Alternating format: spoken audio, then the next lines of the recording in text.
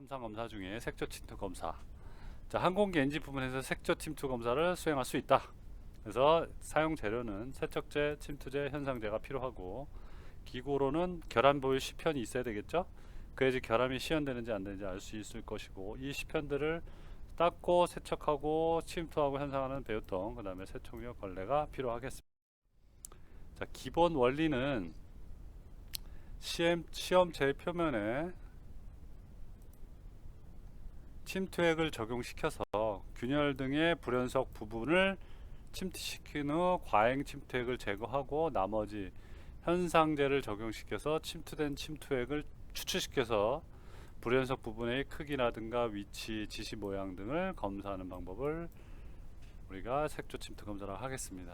자, 그래서 적용 범위는 용접 부품, 단접품, 주강품, 플라스틱 또는 세라믹 등 여러 가지에서 다 사용될 수 있고, 항공기에 적용되는 부분은 기관, 기체, 공압 등이 되겠죠. 압력을 많이 받거나 스트레스, 응력이 많이 집중되는 부분, 특히 열응력은 엔진, 기체 응력이나 이런 것들은 기체 부분이나 공압 부분은 나머지 전단 응력, 압축 응력 이런 것들이 작용되기 때문에 그런 부품에 대해서 적용을 하도록 되어 있습니다.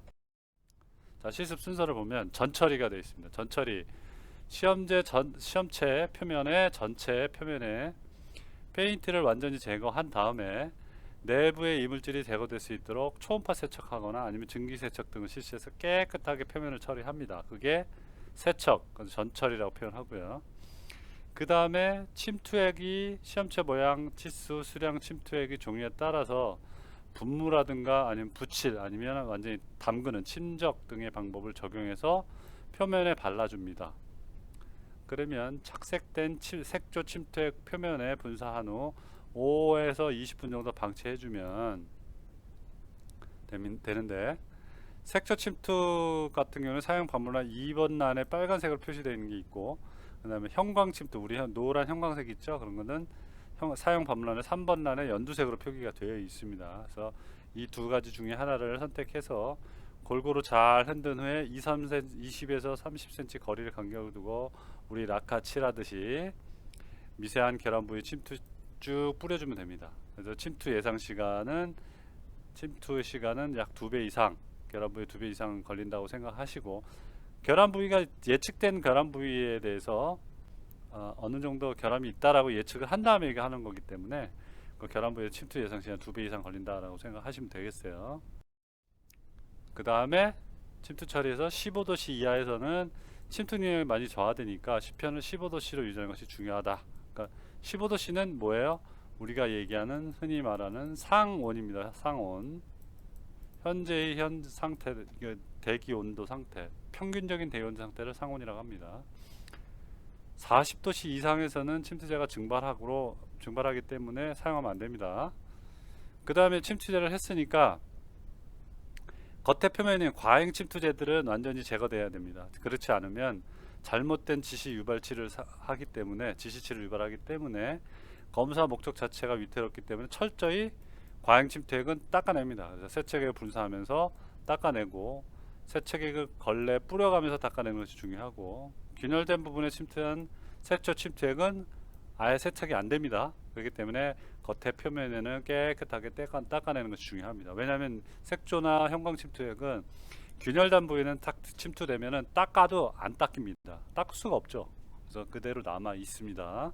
그렇게 생각하시면 되고, 그 다음에 이제 현상 처리를 하게 되어 있습니다. 현상 시간은 현상의 종류나 예측되는 결함의 종류와 크기 및 시험체의 온도를 고려해서 정하게 되어 있습니다. 매뉴얼에 나와 있을 것이고, 일반적으로 15에서 50도씨 범위에서는 표에 나타나는 시간표를 기준으로 합니다. 표에 나와 있습니다. 매뉴얼에. 그 다음에 현상액을 검사물 표면에 그량을 뿌려주면 되겠습니다. 초록색으로 도장되어 있으며 사용 범위는 4번 초록색 표기로 되어 있습니다.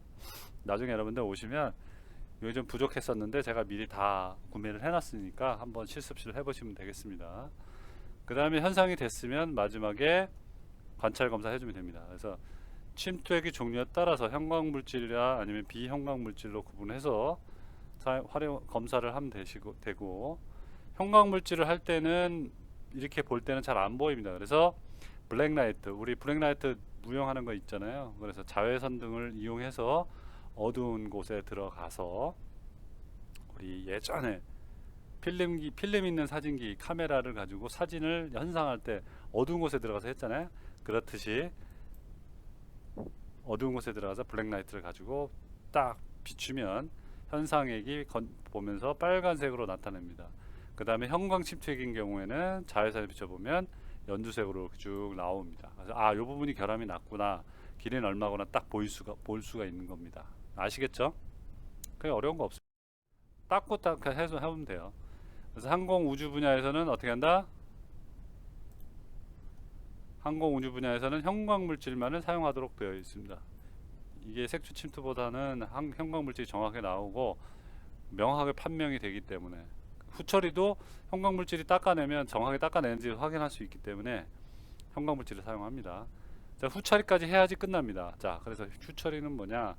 시험체의 표면에 부착되어 있는 현상제가 시험체 전체의 부식이나 마모를 증가시킬 수 있기 때문에 완전히 필요한 경우에는 현상제를 제거합니다. 결함 부위에 이런 거 있다는, 결함 부위는 그대로 남아 있어도 뭐 어째 사용할 수 없는 거잖아요. 결함이니까 교환을 하거나 수리를 해야 되기 때문에 남아 있어도 상관없습니다. 그렇지만 나머지 부분에 이렇게 남아 있으면 현상제가 부식 및 마모가 될 수 있기 때문에 완전히 제거를 해준다.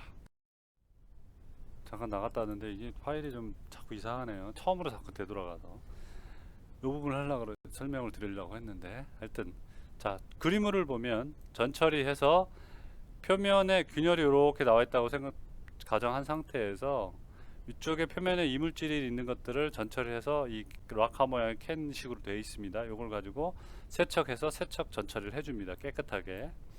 그 다음에 똑같은 모양인데 색깔이 틀리죠. 자, 번호가 있습니다. 번호 있는 번호를 가지고 침투 처리를 해줍니다. 그러면 침투액이 이렇게 들어가겠죠. 2번이 침투액이 1, 3번이 세척액 전처리액입니다. 그 다음에 걸레를 싹 닦아주면 요 부분만, 결함 부분만 남아 있습니다. 자, 그럼 남아 있으면 눈에 안 보이니까 다음에 현상액 4번입니다. 4번 현상액 뿌려서 현상을 해주면, 자, 거기 부분만 색조라든가 형광색이 나오면서 붉은색 아니면 연두색으로 이렇게 나와서 결함 부위가 눈으로 관찰될 수 있게끔 되어 있습니다. 그래서 마지막 다시 전처리 해주면, 깨끗하게 후처리 해주면 되겠습니다. 크게 어려운 거 없죠.